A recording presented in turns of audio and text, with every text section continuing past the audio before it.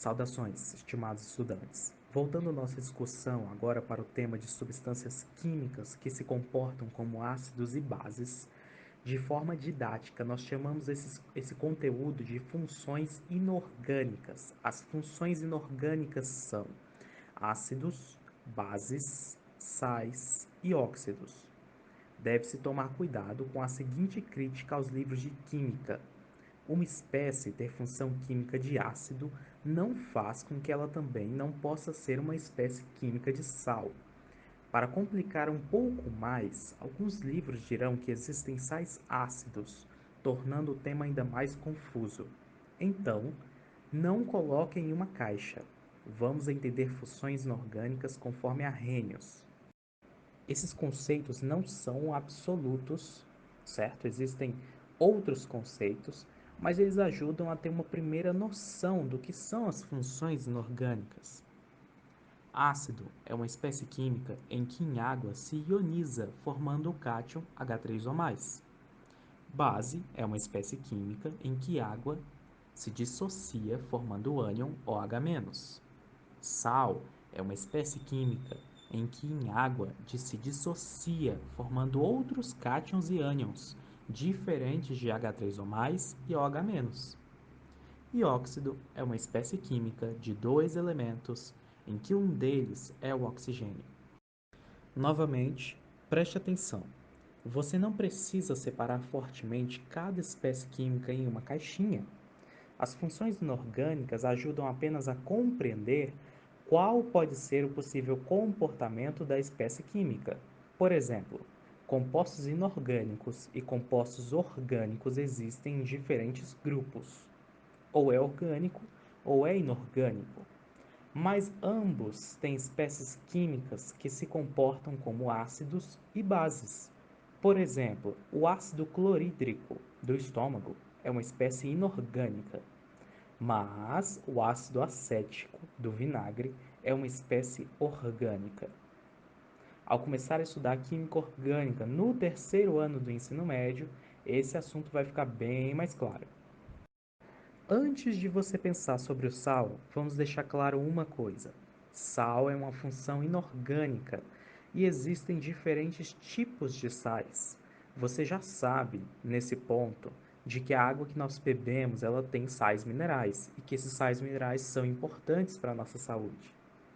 Ou seja, minerais que têm a função inorgânica de sal. Por coincidência, existe um sal chamado cloreto de sódio. E esse sal é o nosso conhecido sal de cozinha. Ele é o único composto químico que conhecemos com essa finalidade.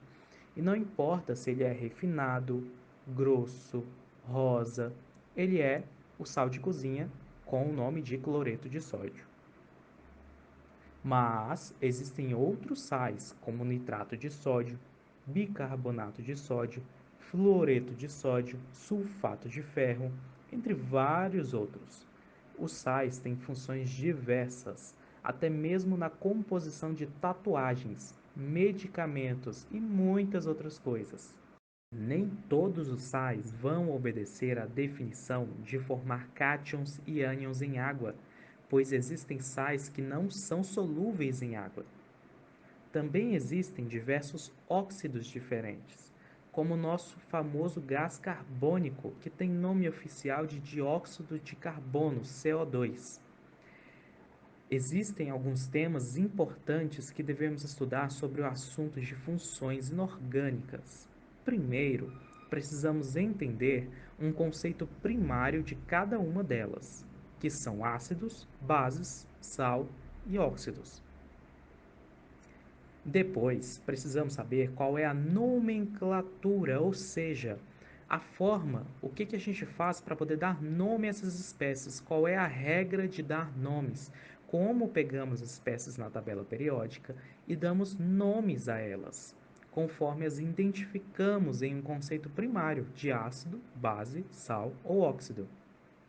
Depois, precisamos entender os principais ácidos e bases, sais e óxidos e seus usos na vida cotidiana. Eu gosto bastante de falar sobre o óxido monóxido de carbono, CO, por ser um gás extremamente fácil de fazer e mortal, que todos os anos traz tragédias para familiares devido ao baixo conhecimento que existe sobre ele.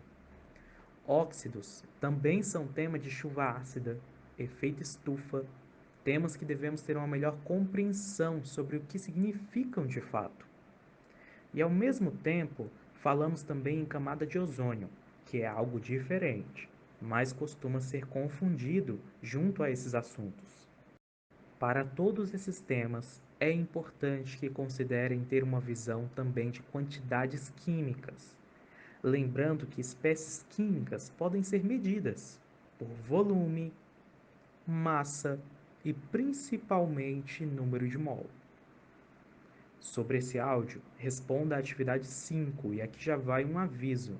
O portfólio de outubro será sobre o tema de chuva ácida, efeito estufa e camada de ozônio.